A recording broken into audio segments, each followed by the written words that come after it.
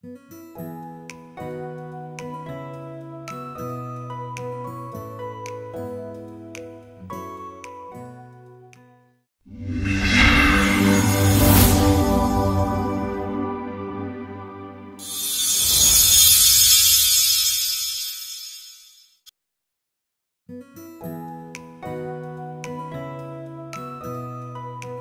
साधना म्हणजे काय लोकांनी करावं? परफेक्ट.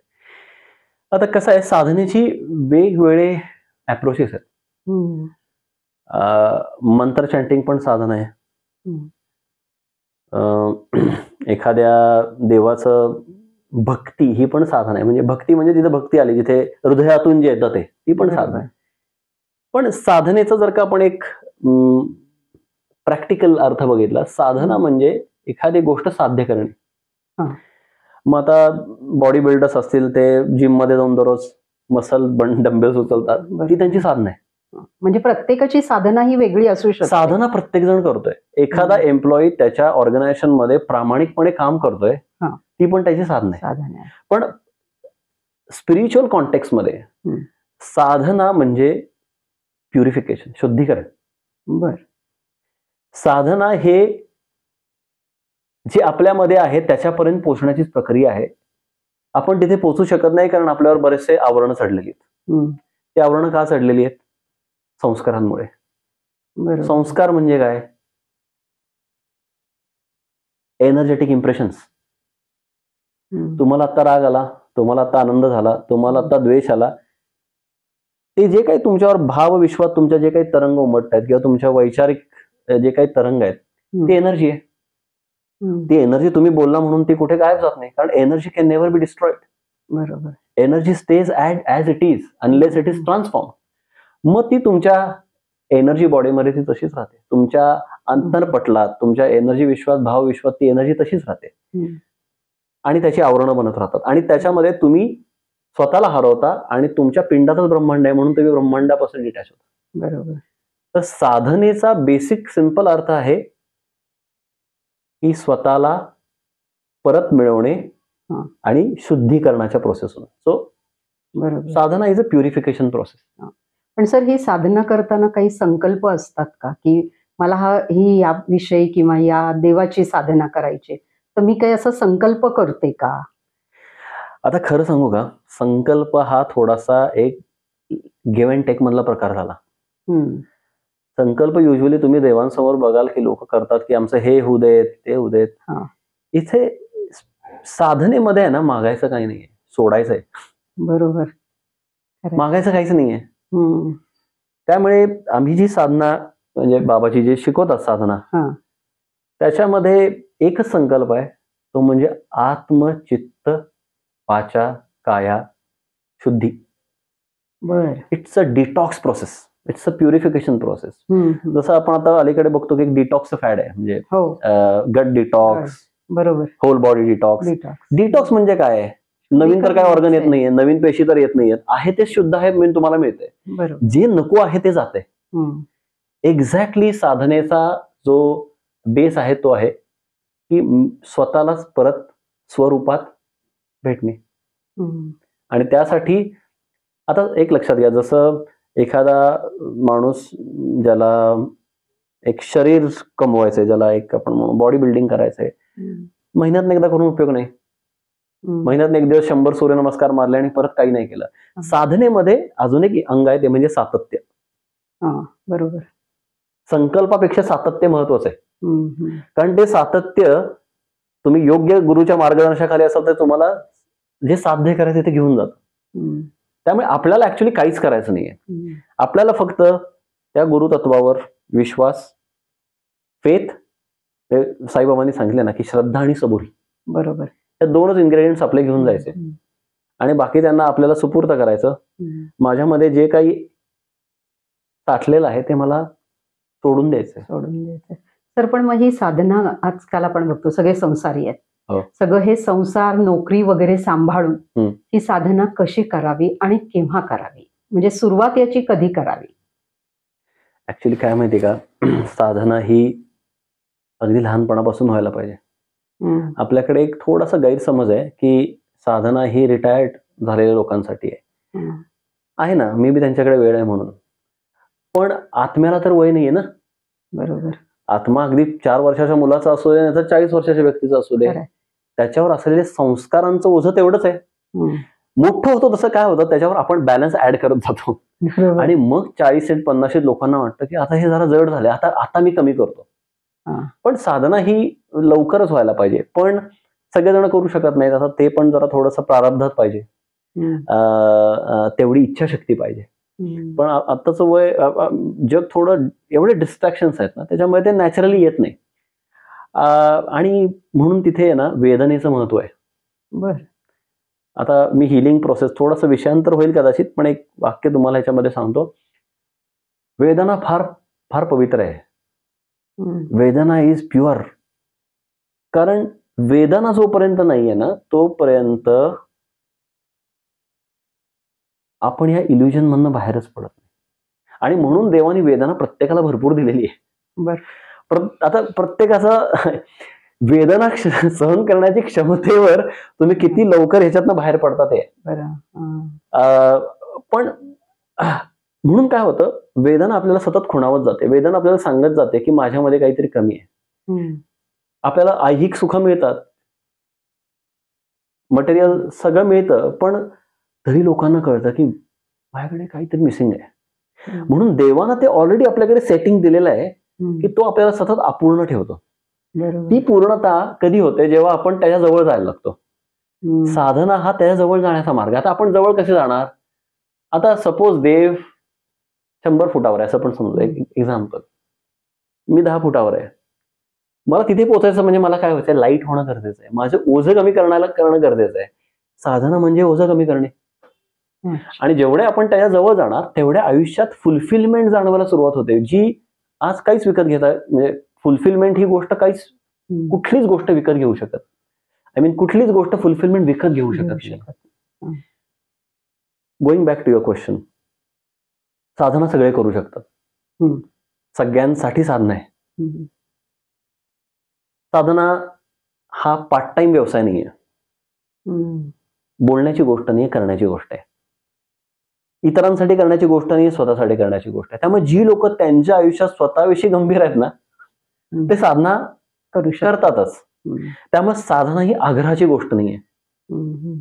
आमंत्रण सगळ्यांना, आग्रह कोणालाही नाही. हा आमचा एक मंत्र आम्ही फॉलो करतो आमच्या साधनेच्या बॅचमध्ये. सगळ्यांनी यावं, अनुभवावं, पण जे स्वतःविषयी सिरियस आहेत ना, ते त्याच्यासाठी वेळ काढणार. मग रात्री बसतील, सकाळी बसतील, दिवसा कधीही बसतील, पण कनेक्ट होतील. आमची बंधनं नाही आहेत की तुम्ही सकाळी 7लाच करा, 4:30ला उठून करा. ज्यांना करायचे करा, ज्यांना 10ला करायचे करा, पण करणं गरजेचं आहे. आता ह्याच्यामध्ये थोडंसं एक स्पिरिच्युअल इमर्जन्सी, हा बाबाजी टर्म वापरतात बोलताना, त्यांनी वापरलेली. हे थोडंसं तुम्हाला सांगतो, हे आम्ही साधनेच्या बॅचेस मध्ये कव्हर करतो ही गोष्ट. पण 2 मिनिटात सांगतो साधना का महत्वाची. आता तुम्ही त्याला प्रॅक्टिकल खूप कारण सांगू शकाल, म्हणजे की खूप स्ट्रेस वाढलाय, खूप कॉम्पिटिशन वाढलंय, खूप लोक एकटी पडलेली आहेत. हे सगळं सरफेस लेवलला आहे. आपण जर का त्या आईसबर्गच्या खाली गेलो तर त्याचं स्पिरिच्युअल कारण आहेत. काय झालंय, 2012 मध्ये पहिला एनर्जी शिफ्ट आपल्या या नोन युनिव्हर्स मध्ये झालेला आहे. 2012 नंतर तुम्ही बघा, लोकांचा अध्यात्माकडे ओढा वाढलेला आहे. त्या पद्धतीचे त्या नीड फुलफिल करायला ते गुरुतत्व तेवढ्या पद्धतीनं आलेलं आहे, तेवढ्या स्वरूपात. बरोबर आहे. तुम्ही गेल्या 12 वर्षात बघितलं असेल, 12-13 वर्षामध्ये जे टॉपिक्स कधी कुणाला वाटलेलं बोरिंग आहे, तेच टॉपिक्स आता युथ पासून ते वयस्कर लोकांना सगळ्यांना ते आवडत आहेत. आज तुम्ही जर का पॉडकास्टिंग बघितलं तर त्याच्यामध्ये स्पिरिच्युअल पॉडकास्ट आणि अकल्ट पॉडकास्ट हे फार फेमस आहेत. फेमस काय आहेत? कारण लोकांना त्याच्याविषयी उत्सुकता आहे. आता ही उत्सुकता काय ते मी तुम्हाला सांगतो. बाबाजी सांगतात, पहिला जो एनर्जी शिफ्ट आहे तो 2012 चा आहे. त्यासाठी आता आपल्याला बाबाजींचं कार्य समजून घ्यायला लागतं. बाबाजीकडे ही जी आपली ऍक्च्युली 18 प्लॅनेट्सचं त्यांच्याकडे दायित्व आहे. He is responsible for energetic balance of 18 planets, हे त्यांनी मला सांगितलेलं आहे. He is a energy manager. Yin yang, good bad हे सगळ्याचा बॅलन्स ठेवायचा आणि त्या प्लॅनेटची स्पिरिच्युअल प्रोग्रेस त्यांच्याकडे आहे. म्हणजे पृथ्वी तत्वावर, पृथ्वीवरचा जो काही कॉन्शियसनेस म्हणू आपण, एक चैतन्य म्हणू, त्या चैतन्याची प्रोग्रेस ही जबाबदारी त्यांची आहे. He is also responsible for this jobs. म्हणजे ते स्वतः आपण काय म्हणू महाअवतार आहेत, पण तिथे पण त्यांना एका ऑर्गनायझेशन स्ट्रक्चर मध्ये ही is responsible for certain jobs. आता काय झालंय, पुढचा जो एनर्जी शिफ्ट आहे तो 2078 मध्ये. बाबाजी तेव्हा सांगतात की आता आपण जे ह्युमन प्रॅक्टिसेस बघतोय, ज्या पद्धतीनं लोक रिलेशनशिप्सला बघतायत, आयुष्याला बघतायत, 2078 नंतर 78 नंतर हे सगळं बदललेलं असेल. आपण एका फार मोठ्या ट्रान्झिशन मध्ये, आणि ह्या ट्रान्झिशन मध्ये स्पिरिच्युअली फिट सोल्स आहेत ना, तेच प्रोग्रेस करतील, बाकी पेरिश करतील. त्यामुळे एक डीप लेवलला प्रत्येक आत्म्याला, भले तो जॉब करत असू दे, बिझनेस करत असू दे, भारतात असू दे, परदेशात असू दे, कुठेतरी एक स्पिरिच्युअल स्पार्क प्रत्येकाला जाणवतोय.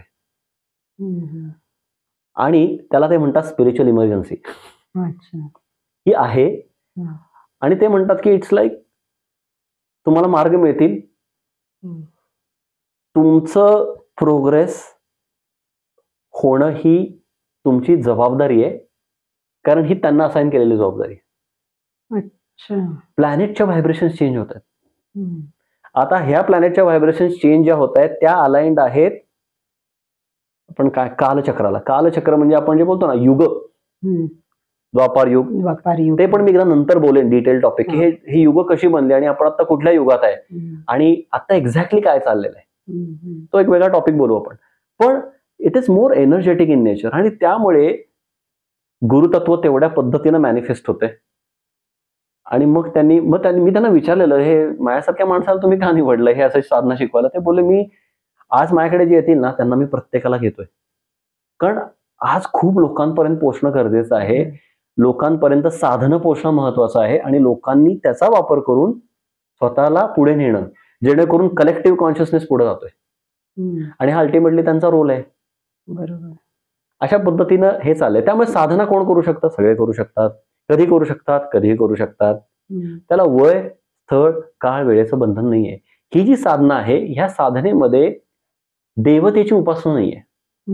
ही पूर्ण साधना ही स्वतःच्या एनर्जी शुद्धीकरणाची आहे. ह्याच्यामध्ये तुम्हाला कुठला मंत्राचं स्पेसिफिक चॅन्टिंग नाहीये. इथे पूर्ण कुंडलिनी शक्तीवर आधारित ही साधना आहे. कारण कुंडलिनी शक्ती हा आपला क्रिएटरशी असलेलं कनेक्शन आहे. त्याची एनर्जी आपल्यामध्ये कुंडलिनी शक्तीच्या स्वरूपात आहे. जेव्हा आपली ह्या शक्तीवर आपण काम करायला सुरुवात करतो, आपली चक्र शुद्धीकरण होतं आणि कुंडलिनी ची एनर्जी जशी आपली रिफाईन होते आणि राईज व्हायला सुरुवात होते, तसा तसा आपला इंडिव्हिज्युअल कॉन्शियसनेस राईज व्हायला सुरुवात होते. आणि जी फ्रिक्वेन्सी, त्या फ्रिक्वेन्सीची रियालिटी दिसायला लागते. तो एक स्वतंत्र टॉपिक आहे. मला आवडेल तुमच्याशी बोलायला की आपलं सोल इव्हॉल्युशन कसं आहे, मग आपण कुठे आहे आणि आपलं पुढचं डेस्टिनेशन काय. रोड मॅप जर का कळला नाही तर मग आपल्याला गाडी कुठे न्यायची कळत नाही. पण सर आता मला सांगा की हे जे आतापर्यंत तुम्ही तुमचा प्रवास पासून गुरूंच्या भेटीपर्यंतचे सांगितलं, तर हा सगळा प्रवास किंवा साधना आणि अंधश्रद्धा याच्यामध्ये काय फरक आहे? काय माहिती का, साधना ही सेल्फ रिअलायझेशनची प्रोसेस आहे. त्यामुळे साधना करून तुम्ही स्वतःला फसवताय का स्वतःला वर नेताय हे तुम्हालाच कळतं. तिथे तुम्हाला तुमचा कंपास तुमच्यामध्येच आहे. साधनेमधून मिळतात काय त्या सिद्धी. स्वतःची शुद्धीकरणही होत आहे. शुद्धीकरणातनं सिद्धी येते. आता सिद्धी म्हणजे असेल, आता बेसिक आपल्या दररोजच्या जीवनातली शुद्धी म्हणजे काय, intuition. Intuition is such a good compass. मी तुम्हाला भेटू का नको, मी ही गोष्ट करू का नको. आज सगळं जग इथेच गोंधळलेलं आहे. मग ते म्हणतात एखाद्या ज्योतिषाकडे जातो, एखाद्या टॅरो कार्ड रीडरकडे जातो. पण हे जर का आपली शुद्धीकरण आपल्यामध्ये आहे, तर आपला कंपास आपल्यामध्ये त्यामुळे साधना करतो तेव्हा आपले बेनिफिट्स आपल्याला जाणवायला सुरुवात होते. जेव्हा तुम्हाला वाटते मला झोप शांत लागते, जेव्हा तुम्हाला वाटते माझ्या भीती गेलेल्या आहेत, ती अंधश्रद्धा कशी असू शकेल? नाही. बरोबर आहे. अंधश्रद्धा तिथे येऊ शकते की जिथे तुम्ही तुमचं स्वत्व दुसऱ्याला दिलेलं आहे, हे तुम्ही तुमचा गुरुकडे देताय. तुम्ही दीपक घसासींना काही म्हणत नाही, तुम्ही माझा सोल तुमच्याकडे गहाण ठेवत नाही. अंधश्रद्धा जिथे येते जिथे तुम्ही मॅजिक बघायचा प्रयत्न करता. इथे मॅजिक नाहीये साधनेमध्ये. Sadhana is not based on magic. Sadhana is based on self realisation. जिथे तुम्ही दररोज स्वतःला वेळ देता, दररोज स्वतःशी कमिटमेंट देता. मॅजिक म्हणजे काय? तुम्ही कोणाला तरी पैसे देता आणि मग म्हणता तो काहीतरी मॅजिक करेल. बरोबर. त्यामुळे अंधश्रद्धा जिथे असेल जिथे तुम्ही कोणाला काहीतरी आउटसोर्स करताय, पण जेव्हा तुम्ही स्वतःची जबाबदारी स्वतःवर घेताय साधने थ्रू, तेव्हा अंधश्रद्धा तिथे कशी असेल? बरोबर. आता एक गोष्ट ह्याच्यामध्ये असू शकते. छान तुम्ही प्रश्न विचारला, ह्याचा एक कंगोरा तुम्हाला सांगतो. प्रत्येक सोलचं त्याच्या इव्हॉल्युशन नुसार एक टेम्परमेंट आहे.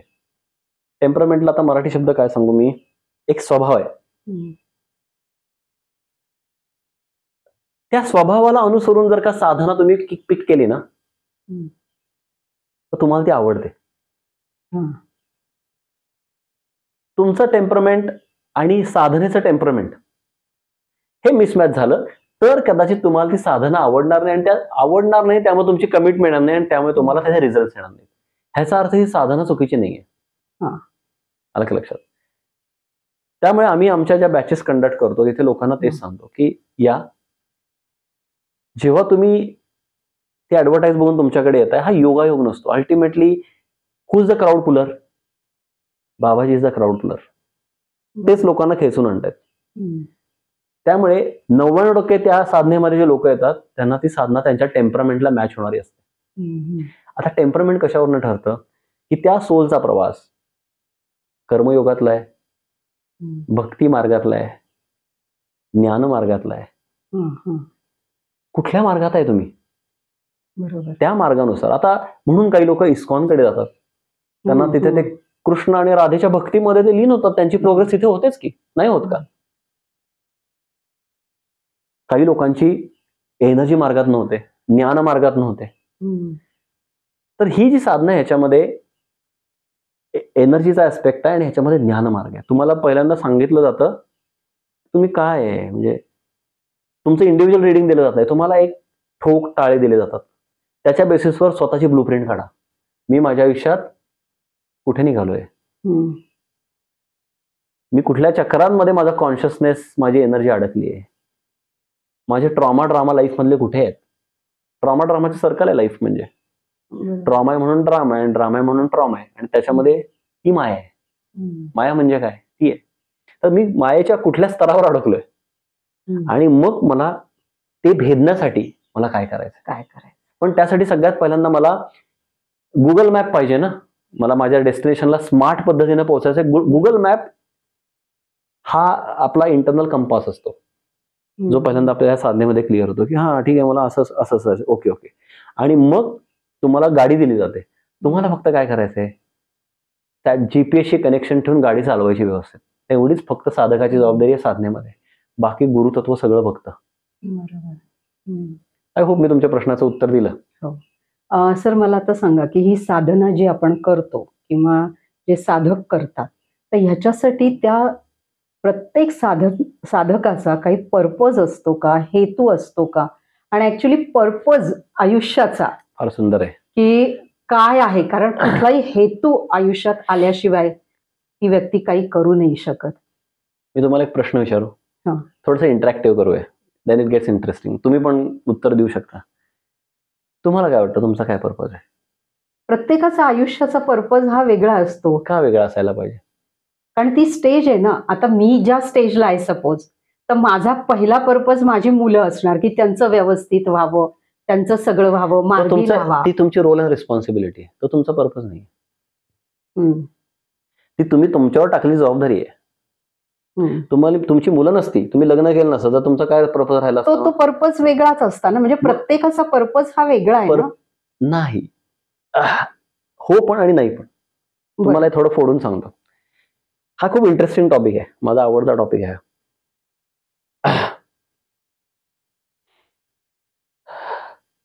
प्लेन ब्लंट आध्यात्मिक डेफिनेशन आहे जीवात्मा टू शिवात्मा. पण ते कसं हे समजायला पाहिजे, मग आपला रोल कळतो. आपलं आयुष्य जगण्यामध्ये आपला रोल काय, आणि मग त्याला पर्पज अलाइन्ड असतो.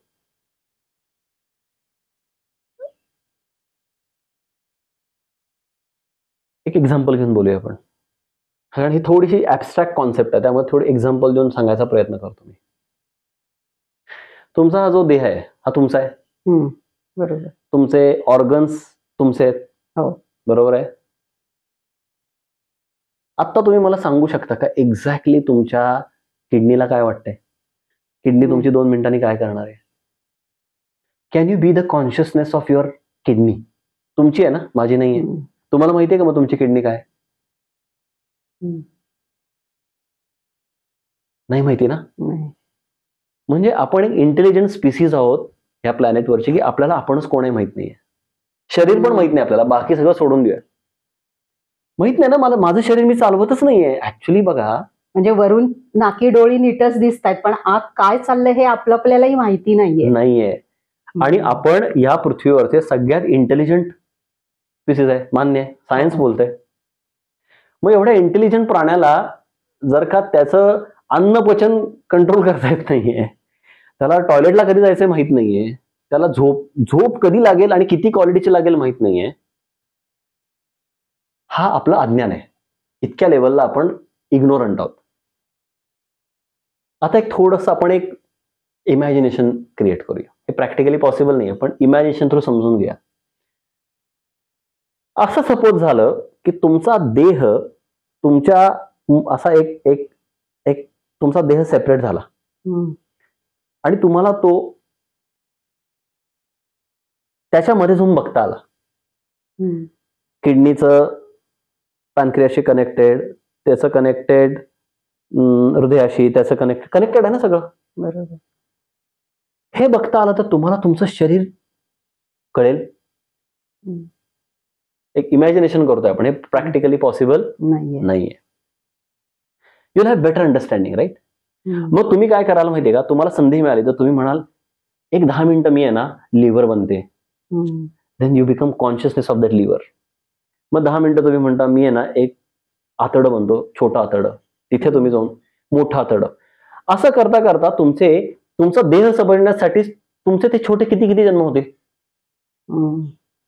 आणि जेव्हा त्या सगळ्या अवयवांचं तुम्हाला एक पूर्ण ज्ञान येईल आणि त्यांचं इंटरकनेक्शन केलं, तेव्हा तुम्हाला तुमचा देह कळला.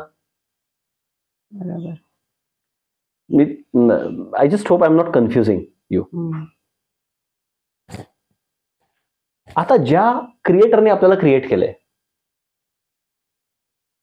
त्या आता आपला आपण देह बनतोय, त्याचं मॅनिफेस्टेशन बघा. एवढे खंड, एवढ्या पद्धतीची माणसं, एवढ्या माणसांचे अनुभव, लग्न, जॉब, कोथरूडमध्ये राहणे, चिंचवडमध्ये राहणे, परदेशात राहणे, भारतात राहणे, पाण्यामध्ये राहणे, जमिनीवर राहणे. मी हे ऑर्गन जे सांगितले आपल्या शरीरातले, ते त्या पद्धतीच्या प्रोफाईल्स जगामध्ये किती आहेत बघा. युनिव्हर्समध्ये, म्हणजे आपण आपल्याला नॉन युनिव्हर्स समजूया, आपण पृथ्वी जे आपण जग आहे त्याला आपण आता युनिव्हर्स समजूया, त्याच्या किती तर पलीकडे वास्ट आहे. मग ज्यानं हे सगळं क्रिएट केलं त्याला स्वतःविषयी किती कन्फ्युजन असेल. जीवात्मा तो शिवात्मा प्रवास काय माहितीये का, आता मी तुम्हाला समजून सांगतो. शिवात्म्याचाच एक जीव बाहेर येतो, तो हे सगळे अनुभव घेतो, आणि तो एकटा नाहीये, तसे बरेच आहेत. ते सगळे अनुभव घेतात आणि त्यांच्या अनुभवातनं क्रिएटरला कळतं की तो कोण आहे. कारण जसं तुम्हाला आणि मला माहित नाही ना मी कोण आहे, तसं क्रिएटरला पण त्याला अनुभवातनं कळतं की तो कोण आहे. आता अनुभव तो कसा घेणार, मग तिथं न्यूक्लिअर फिशन होतं. ऊर्जेचे छोटे छोटे ऊर्जेचे तुकडे बनतात. ते तुकडे म्हणजे आणि तुम्ही आणि मी आहे. आत्मा, परमात्म्याचा अंश आत्मा. मग ह्या आत्म्यांचं काम काय, पर्पज. आता येतो मी कोर पर्पजला येतो. सगळ्यात पहिल्यांदा तिथल्या पर्पजनं सुरुवात करू. अनुभव घेणे, हा बेसिक पर्पज आहे. अनुभव घेणे. मग आता हा अनुभव किती पद्धतीचा असू शकेल मला सांगा. चोर, पोलीस, बाई, पुरुष, लग्न, डायव्होर्स, लग्न, हॅपी मॅरेज, लग्न, सॅड मॅरेज, एवढ्या सगळ्या पॉकेट्स आहेत अनुभवांचे. त्या अनुभवातनं हा आत्मा प्रवास करतो. आता इथून पुढे कर्म कसे क्रिएट होतं तुमचा प्रश्न नाही तरी पण सांगतो, कारण ह्याच्यात हे आन्सर होणं गरजेचं आहे. म्हणजे मग तुम्हाला पुढचा मी कोर पर्पज सांगेन, आपला एक मानवी देहातला पर्पज सांगेन. आता मला अनुभव घ्यायचा आहे बिझनेसमध्ये चीट होण्याचा. अनुभव आहे हा. तुमचा बिझनेस तुम्ही केलाच नाही तर तुम्हाला आता तुम्ही सांगू शकाल का एक्झॅक्ट चीट झाल्यावर कसं फील होतं? नाही सांगू शकत. अनुभव हा वाचून मिळत नसतो, ऐकून मिळत नसतो, तो अनुभवून मिळत असतो. बरोबर. आणि म्हणून तर म्हणतात experience is the best teacher. अनुभवातनं जे शहाणपण येतं ते शहाणपण पुस्तक वाचून येत नाही. म्हणून तर आपण हे अनुभव मागून घेतो आपल्या आत्म्याच्या प्रवासात. आता तो चिटिंगचा अनुभव घेतला आपण. आता मग चीट होण्यासाठी दोन गोष्टी पाहिजेत, चीट करणारा पाहिजे आणि चीट होणारा पाहिजे. मग कुणीतरी एक आत्मा असेल की ज्याला चीट करण्याचा अनुभव पाहिजे. नाहीतर मी स्वतःला चीट केलं आणि मी स्वतःला चीट होणार असं कसं होईल? स्वतःच्या स्वतःमध्ये होत नाही ना. म्हणून तर हे जग बनलं ना. बरोबर. आता आपण ही मुलाखत घेतोय, मी स्वतःशी प्रश्न विचारले, स्वतःच उत्तर दिलं, स्वतःच रेकॉर्ड केलं, शक्य आहे का? म्हणून आता हे इथे एक अनुभव तयार झाला. बरोबर आहे. आता ह्या अनुभवामध्ये तो चिटिंगचा अनुभव देतोय, त्याच्यामध्ये एक सोल कॉन्ट्रॅक्ट नावाचा प्रकार आहे, तो आपण नंतर बोलू, which is part of purpose. Purpose कळायचा असेल एखाद्या व्यक्तीचं तर त्याचं सोल कॉन्ट्रॅक्ट बघायला लागतं. पण सपोज आपल्याला 100 रुपये चिटिंगचा अनुभव असं पण बेसिक एक्झाम्पल. आता तुमच्या आणि माझ्या सोल कॉन्ट्रॅक्ट मध्ये तो अनुभव होतो, कारण मला तो घ्यायचा, तुम्हाला पण तो घ्यायचा आहे. मग आपण ह्या येतो आपल्या प्रारब्धानुसार आणि ती योग्य वेळ आली की आपण एकमेकांच्या कॉन्टॅक्टमध्ये येतो. तसं आज आपण ह्या मुलाखतीसाठी भेटलो. मी तुम्हाला कधी बघितलेलं नव्हतं, तुम्ही मला बघितलेलं नव्हतं, पण आपण भेटलो. तसेच आपण भेटणार आणि ती ट्रान्झॅक्शन होणार. मी तुम्हाला चीट करणार किंवा तुम्ही मला चीट करणार. आता काय होतं जेव्हा आपण ह्या 3D सूट मध्ये आहे ना, एनर्जी 4th डायमेन्शनला आहे, सोल कॉन्ट्रॅक्ट 4th 5th डायमेन्शनला आहे, आपण 3rd डायमेन्शनला आहे.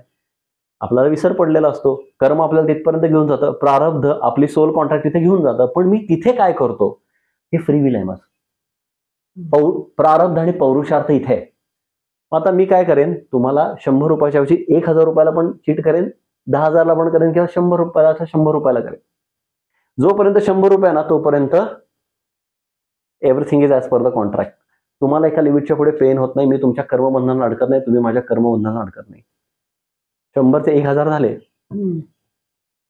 सोलवर रेकॉर्डिंग असतं. तुम्हाला त्या काही वेदना त्रास जे काही होतील ते होतील, कारण I have step outside my soul contract. मी ते करू शकतो, तिथे ते वाढवत नाही. म्हणून म्हणून त्याला माया म्हणतात. इथे चक्रव्यूह आहे. आत बाहेर येताना फुल सगळं कळतं, हा मी असं येणार असं येणार. आत गेलं की माणूस फसतो. आता फसला म्हणजे काय, मी तुम्हाला 900 रुपये जास्त चीट केलं. एक दिवस तुमचा माझा दोघांचाही देह सोडणार, आपण वर जाणार सोल रिकन्सिलेशन मध्ये. तुम्हाला कळतं अरे दीपक कडनं मी 900 रुपये वर्थ एनर्जी माझ्याकडे दीपकची आहे, एनर्जी आहे ती. पैसे का आले? कारण एनर्जी एक्सचेंज व्हावी म्हणून पैसे आले. बरोबर. आता ते तुमच्याकडे 900 राहिले, मग तुम्ही म्हणता अरे दीपक मला तर तुला परत द्यायचंय. मग आपण परत तिथे भेटतो सोल कॉन्ट्रॅक्ट मध्ये, आपण परत कॉन्ट्रॅक्ट घेऊ, तुम्ही मला 900 परत देऊन टाका. आणि मग मला पुढच्या जन्मामध्ये तुमच्याकडनं 900 रुपयाचा त्रास येतो, चिटिंग येतं. आता तिथे मी जर का ते सोडू शकलो नाही आणि मी लेट गो केलं नाही, तुम्हाला फॉरगिव्हनेस केला नाही, तर तिथे मग ते कर्मबंधन बनलं. आणि मग माझ्या आयुष्यात दुसरा पर्पज आला, कर्माचं निचरण. म्हणजे हे पर्पज जे आहेत, हेतू जे आहेत, ते प्रत्येक वेळेला बदलत जातात, स्टेज वाईज असं होऊ शकतं. कारण आता तुमच्या जे उदाहरणांवर किंवा पण सगळ्यांचा बेस हाच राहतो मॅडम. तुमचा कर्माचं शुद्धी हा शब्द नाही म्हणणार मी, पण तुमचा कार्मिक निचरा होणे, कर्माची जी काही एनर्जी आहे त्याचा, आणि तुमचा सोलचं इव्हॉल्युशन होण्यासाठी अनुभव, या दोन गोष्टी तुम्ही अनालाइज करता आणि त्या पद्धतीने तुम्ही तुमचा अभ्यासक्रम ठरवता. ह्या लाईफ टाइम मध्ये मला कुठे जन्म घ्यायचा आहे, कोणाबरोबर घ्यायचा आहे, काय अनुभव घ्यायचे आहेत, कसे घ्यायचे. पण मला सांगा की आता हे जे आता संसारी व्यक्ती आहे आपण घेऊया, तर त्यांचे पर्पज वेगळे असणार आहेत. पण मग हे पर्पज ठरवताना किंवा हेतू ठरवताना असं कधीतरी काहीतरी बदल होतात. संसारी लोकांचे वेगळे आणि मग संसारी किंवा साधक घेऊया आपण, कुठलीही एक व्यक्ती.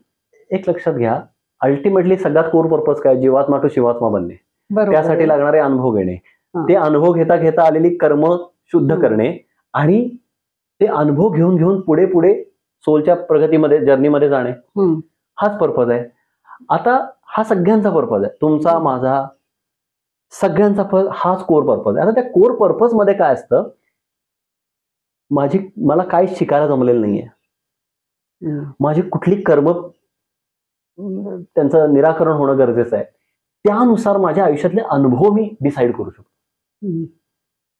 पण त्या अनुभवातनं मला जे शिकायचंय ते तेच असतं, आणि कर्म कदाचित वेगळ्या लोकांबरोबर असतील, ते माझे कार्मिक जे बॅटल्स आहेत ते वेगळे चालू राहतात. बरोबर.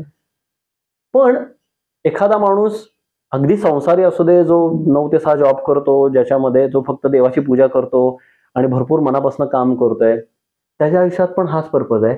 आणि एखादा माणूस आता म्हणतो मी हिमालयात जाऊन साधना करतो, त्याचा पण पर्पज तोच आहे, फक्त अनुभव ह्या आयुष्यात त्याला जे घ्यायचे त्याच्या उत्क्रांतीनुसार सोलच्या तो वेगळा घेतो आणि हा वेगळा घेतो. पण प्रत्येक जण एकाच गेम मध्ये, वेगवेगळ्या लॅपमध्ये,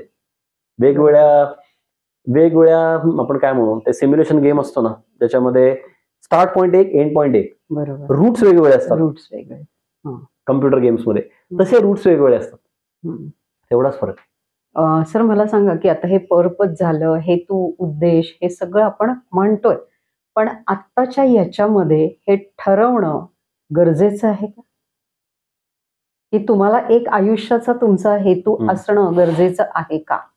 म्हणजे साधक असू देत किंवा सामान्य व्यक्ती असू देत. फार सुंदर प्रश्न विचारला तुम्ही. काय स्पिरिच्युअल प्रोग्रेस जो आहे, आध्यात्मिक प्रगती, ही ह्युमन डेव्हलपमेंट मधनं होते. नाहीतर मग आपण इथं माणूस म्हणून जन्माला आलोच नसतो ना, कशाला यायचं इथे. जर का सगळं स्पिरिच्युअल आहे तर मग माणूस म्हणून जन्माला कशाला यायचं. एक लक्षात घ्यायचं, ह्युमन डेव्हलपमेंट हा पहिला पाया आहे स्पिरिच्युअल डेव्हलपमेंटच्या आधीचा. तुमच्या प्रश्नाचं मी उत्तर देतोय. तुमचा प्रश्न एकदा परत रिपीट करता का? हा जो आपण उद्देश जो आहे तो कळणं गरजेचं आहे. हा, अगदी बरोबर. हा उद्देश कळणं गरजेचं आहे. अदरवाईज काय होतं माहितीये का, तुम्ही तुमच्या सोल इव्हॉल्युशन कडे जास्त गांभीर्याने बघत नाही. सोल इव्हॉल्युशन होण्यासाठी निसर्ग, प्रकृती, गुरु, तत्व हे तुमच्या आयुष्यात काही प्रसंग, काही माणसांची पेरणी करतो. आता तुम्हाला ते काय शिकवण्याचा प्रयत्न करतायत, ही सिच्युएशन मला काय शिकवण्याचा प्रयत्न करते, ही लोक मला काय, what I need to develop inside me, हे जोपर्यंत मला कळत नाही तोपर्यंत मी आहे ना त्यांच्याकडनं शिकण्याच्या वेळी त्यांच्याशी वादात जातो. म्हणजे मी येतो इथे कमी करायला आणि मी जातो वाढवून, आणि मग म्हणतात की अरे एनलायटनमेंट अवघड आहे. माझे गुरुजी सांगायचे, माझा स्वतःचा अनुभव नाही, मला किती जन्म घ्यायला लागतील मला माहित नाही, पण गुरुजी माझे सांगायचे की एक जन्म जे काय कर्ममुक्तीसाठी सफिशियंट आहे, आणि आपण हजारो घेतो. का घेतो? कारण आपण ड्रामामध्ये अडकतो, स्क्रिप्ट मध्ये लक्ष देत नाही. एक लक्षात घ्या, आपण जे नाटक बघतो, नाटकामध्ये स्क्रिप्ट आहे, स्क्रिप्ट नुसार रोल प्ले आहे तिथे. आता रोल प्ले मध्ये असेल की एका माणसाने दुसऱ्या माणसाला कानाखाली मारणे, त्याला तो अवेअरनेस असतो की हा मला कानाखाली मारणे, ह्या कॅरेक्टरला कानाखाली मारतोय. आता जर का त्यानं तो विसरला आणि तो बोलला अरे हा मला मारतोय, आणि तिथे धुडगूस चालू झाला, काय होईल विचार कर. आपलं कुठेतरी ते होतंय. आपण आपल्या ड्रामामध्ये अडकतोय. म्हणून आपल्याला थिअरी, आपल्या लाईफची स्क्रिप्ट कळणं गरजेचं आहे. हेतू कळणं, हेतू म्हणजे स्क्रिप्ट आहे ती. बरोबर. स्क्रिप्ट कळली नाही ना तर मी फुल त्या ग्राउंड रियालिटीमध्ये एवढा अडकतोय आणि मी तिथे मग कर्म वाढवतोय. तिथे मी माझ्या पर्पज पासून अजून लांब जातोय. मला जे अचीव्ह करायचं तिथं लांब जातोय. आणि मग अल्टिमेटली जेव्हा मी परत सोडणार आहे हा देह, तेव्हा मला फार नैराश्य येतं की अरे यार, सगळं जमून आलेली भट्टी, पण मी स्क्रिप्टचे प्रामाणिक राहिलो नाही. आता मी इथे तुम्हाला थोडस हे करते की तुम्ही जे म्हणालात की इथे मी प्रामाणिक नाही राहिलो, इथे या ठिकाणी मी येतो. आजकाल आपण बघतो की प्रत्येक ठिकाणी मी केलंय, मी हे केलंय, मला हे हवंय. हा जो मी आहे, हा मी आणि साधक, काय याच्याबद्दल बोलाल तुम्ही? मी पासून जेव्हा साधक बनतो आपण, तेव्हा आपण या गोष्टीला, आपण या शब्दाला म्हणूया की जास्त प्रेफरन्स देतो. पण मी पासून आपण पर्यंतच कसा प्रवास केला पाहिजे? कसं आहे माहिती का, मी इथूनच सुरुवात आहे. मी मध्ये माझं ज्ञान आहे. आता मी परत हे सगळं आहे ना, जे मार्ग सांगितलेत आध्यात्मिक उन्नतीचे, त्याच्या लॅडरवर बसवत आहे. सुरुवात माझ्यापासून आहे. तुम्ही कितीही नाकारा, तुमच्यातला मी जाऊ शकत नाही. मग त्या मीला जर का सोडू शकत नाही मी, तर मीचा उपयोग करून मी काहीतरी करू शिकायला पाहिजे. आत्मशुद्धी जेव्हा म्हणतोय तेव्हा मी स्वतःला इम्पॉर्टन्स देतोय. मी जेव्हा स्वतः साधना करतोय म्हणते मी स्वतःला इम्पॉर्टन्स देऊन साधना करतोय. बरोबर. सोलच्या ज्या उत्क्रांतीच्या स्टेजेस आहेत, आणि त्याच्यामध्ये माझ्या गुरुजींचं एक वाक्य वापरतो. त्यांना हा प्रश्न विचारलेला आणि मी ते तुमचं उत्तर त्याच्या उत्तरामध्ये कुठेतरी ते तुम्हाला सापडेल. प्रश्न होता की कुठला योग किंवा कुठली ब्रांच जास्त श्रेष्ठ? कर्मयोग श्रेष्ठ, ज्ञानयोग श्रेष्ठ, राजयोग श्रेष्ठ, भक्ती योग श्रेष्ठ, कुठला? एक लक्षात ठेवा, श्रेष्ठ कनिष्ठ काही नाहीये. सोलच्या त्या डेव्हलपमेंटच्या स्टेजला ते योग्य मार्ग आहेत. ज्ञान झाल्याशिवाय कर्म ठीक होत नाही. ज्ञान कर्माची शुद्धी जोपर्यंत होत नाही तोपर्यंत राजयोग, ध्यान तुमचं लागत नाही. आणि ध्यानामध्ये जेव्हा तुम्ही स्वत्व हरवत नाही तोपर्यंत तुम्हाला परमेश्वर सापडत नाही. तिथं भक्ती येत नाही. आलं का लक्षात? त्यामुळे सुरुवात मीपासूनच होते. त्यामुळे त्यात गिल्ट वाटून घ्यायची गरज नाहीये.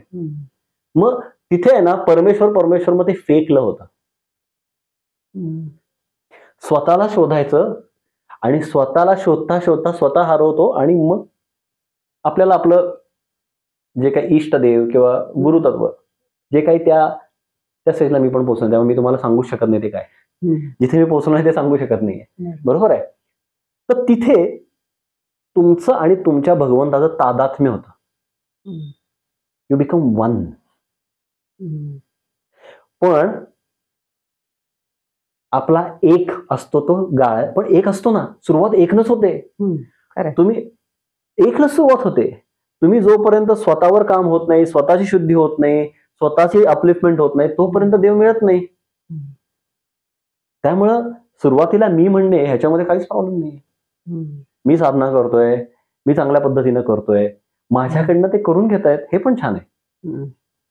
पण मी जर का म्हणलं मी नाहीच, एक्झिस्टच करत नाही, सगळे तेच आहेत आणि मी दररोज आहे तेच करतोय, आईस्क्रीम खाताना मीच खातोय, मूवी बघताना मीच बघतोय, दुःख झालं तरी मीच रडतोय, मग जेव्हा मी एवढा सिग्निफिकंट आहे तर मीला बाजूला सारून मी आम्ही कसं म्हणू?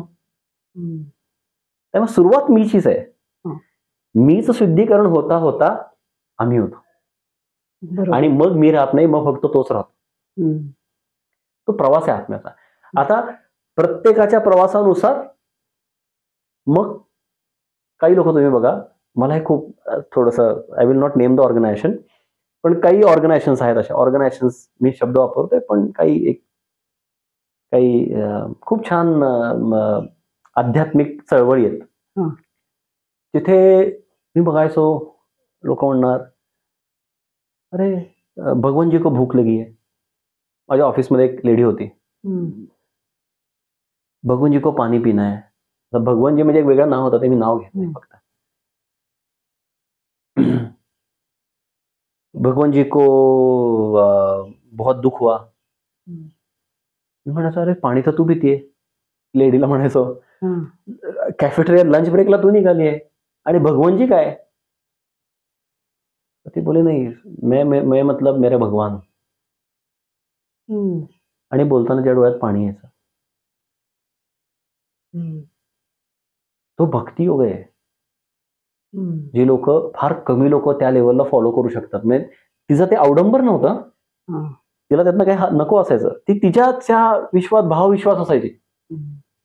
ते सगळ्यांना जमतं का.